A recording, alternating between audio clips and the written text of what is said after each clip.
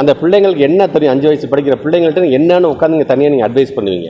இது போன்று ஏதாவது உங்கள்கிட்ட கையெழுத்து வாங்கி 5ஆவதுல ஃபெயிலாக உங்கள் பிள்ளை ஃபெயில்னு நீ ஒத்துக்க அப்படின்னு தயவுசெய்து கையெழுத்து வாங்க. தயவுசெய்து எதிர்த்து கேள்வி கேளுங்கள். Periyar Maniammai Institute of Science and Technology, Tanjavur. CSE with specialization in AI and ML, data science, cyber security and more. நம்ம யாரெல்லாம் சின்ன வயசுலேருந்து படிக்கும்போது யாரெல்லாம் ஐயோ அவெல்லாம் தேச விரோதிப்பா நம்ம யாரெல்லாம் சொன்னால் நீங்கள் தைரியமாக அவங்க சொல்கிறாங்க ஐயோ அவளாம் தான் ஏன் தியாகின்னு பேசுகிற அளவுக்கு நீங்கள் மாற்றுகிறார்கள்.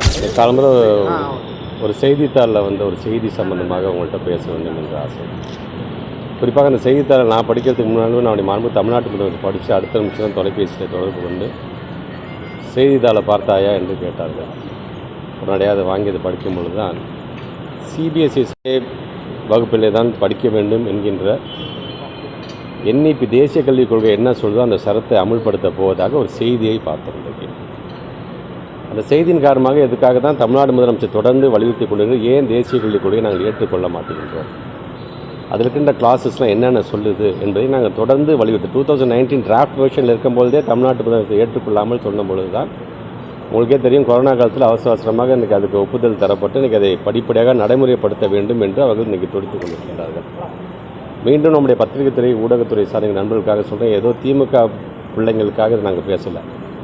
பாரதிய ஜனதாவை சார்ந்திருக்கின்ற பிள்ளைகளாக இருந்தாலும், அதிமுகவை சார்ந்திருக்கின்ற பிள்ளைகளாக இருந்தாலும், பொது உடைமை இயக்கத்தை சார்ந்திருக்கிற பிள்ளைகளாக இருந்தாலும், விடுதலை சிறுத்தைகள் கட்சியை சார்ந்திருக்கிற பிள்ளைகளாக இருந்தாலும், மறுமலர்ச்சி திராவிட முன்னேற்ற கழகத்தை சார்ந்திருக்கிற பிள்ளைகளாக இருந்தால் அந்த அனைத்து பிள்ளைகளுக்காகவும் தான் சேர்த்து நாங்கள் பேசுகின்றோம். ஒரு இயக்கத்துக்காக ஒரு கட்சிக்காக பேசவில்லை, ஒட்டுமொத்தமாக மாணவ சமுதாயத்திற்காக. இன்றைக்கி 5ஆம் வகுப்பு 8ஆம் வகுப்பு படிக்கக்கூடிய பிள்ளைகள் ஃபெயில் ஆகிட்டாங்க அப்படின்னா மீண்டும் 5ஆம் வகுப்பே படிக்கட்டும்.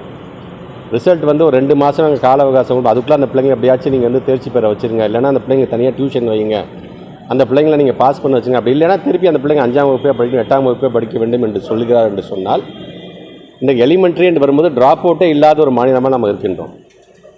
5ஆம் வகுப்பு படிக்கிற பிள்ளைகிட்ட போய் நீங்கள் ப்ரெஷரை போட்டு அந்த பெற்றவங்களுக்கு ஒரு ப்ரெஷரை போட்டு கடனை உடனே வாங்கி அப்படியே சிபிஎஸ்இ ஸ்கூலில் சேர்க்கிற பிள்ளைங்க அந்த பெற்றவங்க எப்படிப்பட்ட ப்ரெஷருக்கு ஆளாவார்கள்?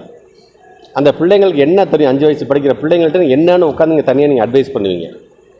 அடுத்தது 8ஆம் வகுப்பு படிக்கக்கூடிய பிள்ளைகள் right to compulsory education act படி 1ஆம்லேருந்து 8ஆம் வகுப்பு படிக்கக்கூடிய பிள்ளைகளுக்கு நம்ம ஆல் பாஸ் போட்டு 9ஆம் வகுப்புலேருந்து எவாலுவேஷனை கொண்டு போகும்போது தான் ட்ராப் அவுட்டே இல்லாமல் இருக்குது. இல்லைனா எஜுகேஷன் சிஸ்டத்தை விட்டு அந்த பிள்ளைங்க வெளியில் போயிடுவாங்க. அதை ஒன்று தான் நம்முடைய மாண்புக்கு தமிழ்நாட்டு முதலமைச்சர் அனைத்து பிள்ளைகளுக்காக அனைத்து மாணவர்களுக்காக இதை எதிர்த்து கொண்டே இருக்கணும் என்று சொல்லும் பொழுது இன்றைக்கி படிப்படியாக இன்றைக்கி இதுக்கான இந்த பணியை இன்றைக்கி அவங்க தொடங்கிட்டாங்க. இன்றைக்கி அரசு பள்ளியை சாதிக்க நாம் ரைட் டு எஜுகேஷன் ஆக்ட் நமக்கு என்ன சொல்லுது என்கின்ற விதத்தில் நாம் நம்மளுடைய பிள்ளைகளை நம்ம பாதுகாத்துட்டோம். நமக்கு பெருமையாக இருக்குது, சந்தோஷமாக இருக்கின்றது. ஒரு பாதுகாவலனாக நம்முடைய மாண்புக்கு தமிழ்நாட்டு முதலமைச்சர் விளங்குகிறார், நமக்கு அது மிக பெருமை.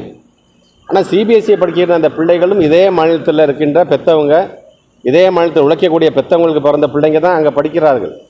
ஆனால் அவர்களுக்கென்று இன்றைக்கி ஒரு தனி சட்டமாக இதை மாற்றுகின்ற அதில் இருக்கின்ற கிளாஸஸை மாற்றி இல்லை இந்த பிள்ளைங்க 5ஆவதுல ஃபெயில் தான் என்று சொல்லும் பொழுது அப்போ ட்ராப் அவுட் எவ்வளோ தூரம் அதை அதிகப்படுத்தும் என்பதை நீங்கள் உணர்ந்து கொள்ளுங்கள்.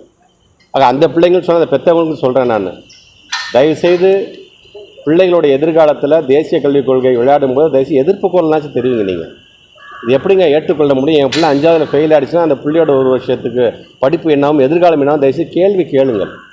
அப்படி கேள்விகள் கேட்க போது தான் மாண்புமிகு தமிழ்நாட்டு முதலமைச்சருடைய கரத்தை வலுப்படுத்துகிற விதமாக இருக்கும். ஒரு கட்சிக்காக இயக்கத்திற்காக நான் கேட்குறோம், இந்த எஜுகேஷன் சிஸ்டத்திற்காக நான் கேட்குறோம். படிக்கக்கூடிய 1,29,00,000 பிள்ளைகள் நம்முடைய தமிழ்நாட்டிற்கு அவர்களாக சேர்த்து தான் நாங்கள் பேசுகின்றோம். ஒரு தமிழ்நாட்டுடைய முதலமைச்சர் பல்வேறு பணிகள் இருக்கிறது என்று சொல்லும்போது பதஷ்டப்பட்டு காலங்கத்தில் தொலைபேசியில் தொடர்பு கொண்டு பேச வேண்டிய அவசியம் என்ன? நாட்டின் எதிர்காலம் என்று வந்தால் அது நாளைய தலைவர்களாக இருக்கக்கூடிய நம்முடைய மாணவ செல்வங்கள் மீது வைத்திருக்கின்ற நம்பிக்கை, அவர்கள் மீது வைத்திருக்கின்ற அன்பு, அதன் காரணமாகத்தான் ஒவ்வொரு முறையும் நம்முடைய போர்டு எக்ஸாம் ரிசல்ட் வரும்போது நாம் அவர்களை ஊக்கப்படுத்துகிறதுக்கு நம்முடைய தமிழ்நாட்டு முதலமைச்சர் அந்த வாழ்த்து செய்தி சொல்லுகிறார் என்று சொல்லும்போது எனக்கு 5ஆம் வகுப்பு பிள்ளைங்களுக்கு அந்த ப்ரெஷரை ஏற்றுக்கிறார்களே, அதை எப்படி ஏற்றுக்கொள்ள முடியும் என்பதற்காகத்தான் இதை நான் சொல்கிறேன். பெற்றவங்களை நான் வைக்கின்ற வேண்டுகோள், தயவுசெய்து இது போன்று ஏதாவது உங்கள்கிட்ட கையெழுத்து வாங்கி 5ஆவதுல ஃபெயிலாக உங்கள் பிள்ளை ஃபெயில்னு நீ ஒத்துக்க அப்படின்னு தயவுசெய்து கையெழுத்து வாங்க. தயவுசெய்து எதிர்த்து கேள்வி கேளுங்கள். இது எப்படி சாத்தியப்படும் என்று உங்களையும் நான் சந்தித்து சொல்லியிருக்கிறேன். ஆக இதை மக்களிடம் பெற்றோர்களிடம் எடுத்து செல்கிற பணியில் நீங்களும் ஈடுபட வேண்டும் என்கிற அந்த கோரிக்கை வைப்பதற்காகத்தான் உடையாக அழைத்திருக்கின்றன. என்னுடைய அழைப்பை ஏற்று வருகை தந்தவர்கள் அனைவருக்கும் என்னுடைய நன்றி நான் தெரிவிச்சுக்கிறேன். ஆனால் இந்த திருவள்ளூர் ஸ்கூலில் வந்து ஒரு மாணவி இறப்பு காரணம் இது வரைக்கும் என்னன்னு தெரியல. நம்ம கலெக்டர் வந்து கவர்மெண்ட்டு சப்மிட் பண்ணிட்டாங்கிறாங்க. ஒரு குழு ஒன்றும் அமைச்சிருக்கீங்க. இப்போ என்னென்ன அது இறப்பு காரணம்? இல்லை, அது முழுமையாக அதுக்கான காரணம் வந்ததுக்கு பிறகு நான் சொல்லேன். அறக்குறையாக நாங்கள் சொல்லக்கூடாதுன்னாங்க. இந்த கமிட்டி ரிப்போர்ட் வந்ததுக்கு முன்னாடி முழுமையாக உங்களுக்கு அதை தெரிவிப்பட்டேன். முக்கியமாக முகலாயர்கள் குறித்த அந்த பிரிவு தொடர்ந்து நான் சொல்கிறேன். என்சிஆர்டி அண்ட் இந்த என்இபி அப்படிங்கிற பொழுது ஒரு ரொம்ப சாதாரண ஒன்றே ஒன்று சொல்கிறேன். ஒரு எஜுகேஷன் சிஸ்டம் சார்ந்த நல்ல அறிவுள்ள ஒரு அறிவு சார்ந்த ஒரு கருத்துக்களை சொல்லும்போது ஏதாச்சும் ஒரு கவர்மெண்ட் ஃபஸ்ட் அதை டினை பண்ணுமா?